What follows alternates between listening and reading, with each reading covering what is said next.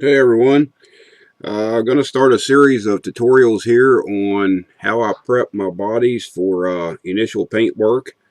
Been asked about it a couple times at the shows about how I get my finishes to come out the way I do, and most of it has to do with the prep work, not necessarily how you spray the paint, but we'll get into the actual spraying the paint a little bit later on.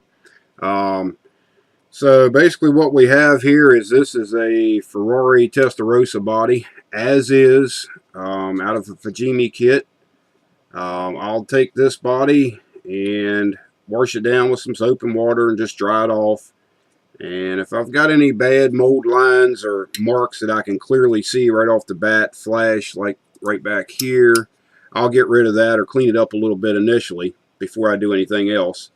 Um, but that's, as it comes in the kit. And what we have here is my Ferrari 458, which is also a Fujimi kit. Now on this one, it started out just like this one did, just a bare kit plastic. And I washed it, dried it off, and the mold lines and stuff wasn't too bad on this one, so I went ahead and sprayed a guide coat of House of Color paint on it. I don't use primers. A lot of people do. Most of my stuff I choose not to use a primer on it. Basically what I'm doing is using a base coat of the actual paint that I'm going to use as my finished color as my primer work. And what I'm using is the House of Color, in this case it's True Blue Pearl, which is real close to the color I'm trying to represent. So once you have your base coat down, I put a thin coat on. This is not a full coverage coat. It's pretty thin. I can still kind of see through it, especially when you hold it up in the light. It's pretty transparent. So you just need something on here to color the surface to show up some of the bad spots that you're looking for. Like what I have sanded right now, right there on the hood, especially down through the center of the hood, you can see that those two raised blue lines. That's something that shouldn't be there.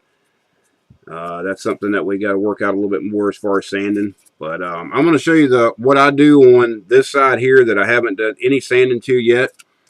Basically, I start out with just a piece of 1500 wet or dry paper.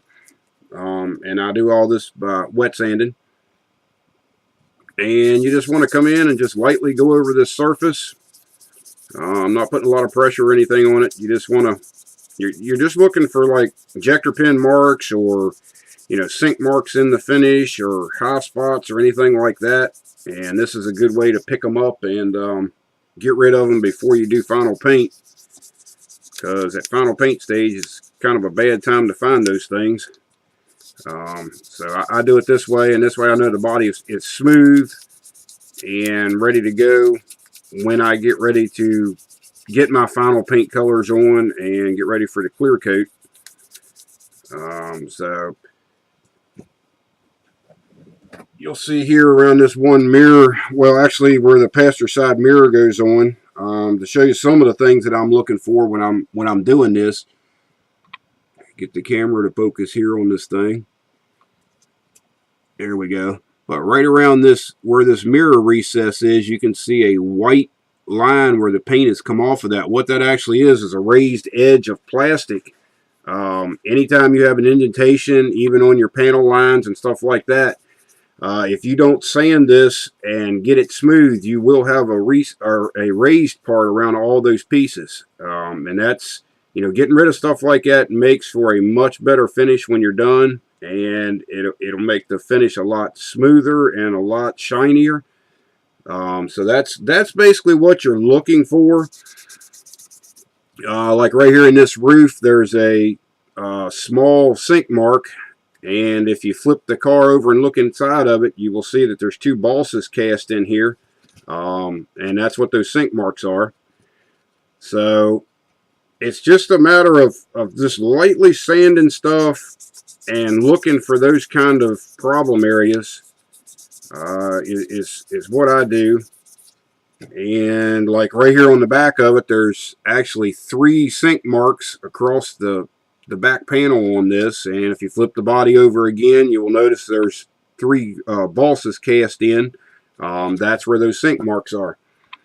And if you don't take care of this stage right now on getting those out, it's going to show up in your final paint finish after you've got it cleared and wet sanded and buffed. I'll knock this down here a little bit and I'll show you a little bit better view of those sink marks. Yeah, you can see those sink marks. There's one of them right there in the middle, and then we have another one right over here. That's the kind of stuff you want to sand out. Now, the 1500 a lot of times won't take out anything that's fairly deep like those are. They're pretty bad. So what I do then is after I've got them highlighted with the 1500 where I know where they're at, I'll go in with a piece of 800 wet or dry paper, and I'll lightly go in and just work on just those areas. I don't go too much further than just trying to get rid of the sink marks. You don't want to use the 800 if you don't need to on the other areas of the body, because it will take some material off pretty quick. So you don't want to lose any raised detail or anything like that. So just kind of work it back and forth. Fairly light pressure on it. You don't need a lot of pressure. And you may not get rid of all of it on this time of sanding. What I will do after I get done sanding this and finding all my bad spots and working them out for the most part, I'll go back in and put another coat of my base coat paint on. And then I will repeat this process again with 2000 grit wet sandpaper. And usually with the 2000, you're going to be very smooth and pretty much ready to start doing your final color coats. But that's what I say, just some of the things to look for. It's like around the back glass area here. You'll see we have the blue in the center of the roof, and then you get right to the edge of where the glass would go, and you will see that it's white all the way across there. What that is a raised, it's not a detail that's supposed to be there. Ferraris don't use a trim around the glass. They're flush mount. So you want to try to get rid of this dark blue line that's right here. That's telling you that this edge right against that window is raised, and you don't really want that. So you just lightly go in, and I'm using the 800 now because I've already did it with the 1500. So I'll go in and just kind of lightly sand on that, and I'll go through the center of the roof here while I'm at it. Center of the roof wasn't too awful bad, so but we'll go ahead and knock this whole section out while we're doing this here. And like I say, it's just light pressure. It's you don't have to bear down on the sandpaper. Let the sandpaper do the work. You don't need a lot of pressure on it.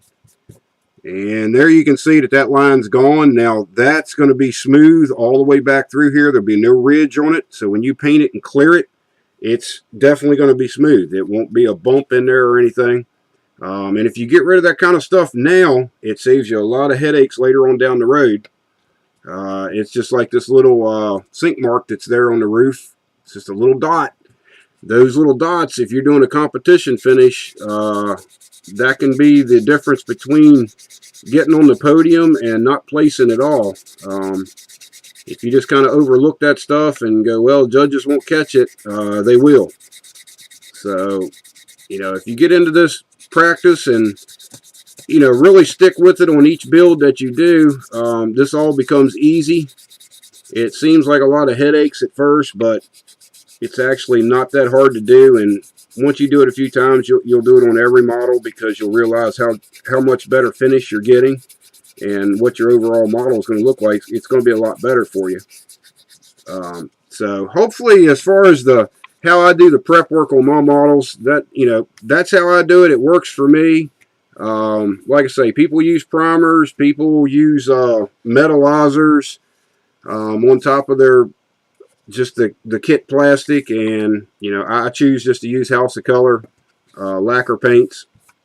But you know, some people will go in and do a real heavy primer coat, and they'll sand that down. And you know, primer coats are basically what I'm doing here, but you know, I'm just doing it with color, with the actual paint color instead of the primer. So in all reality, it's about the same difference, but this just works better for me. So hopefully that gives you an idea on how to get the first stage of the body prepped. And I'm going to finish this thing up, and I'm going to go ahead and put it in another guide coat of paint. And we'll pick up with part 2 from that point. And I'll show you the wet sanding stage with the 2000 grit. And then the final part of the tutorials on this will be when we actually shoot our last base color on it. So those will be coming up here in the near future. I'm going to be working on this thing rest of this week and probably this weekend, see if I can get this body wrapped up. So that's going to do it for this tutorial.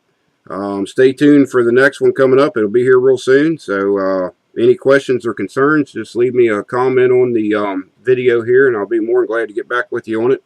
So until next time, we'll talk to you later, and thanks for watching.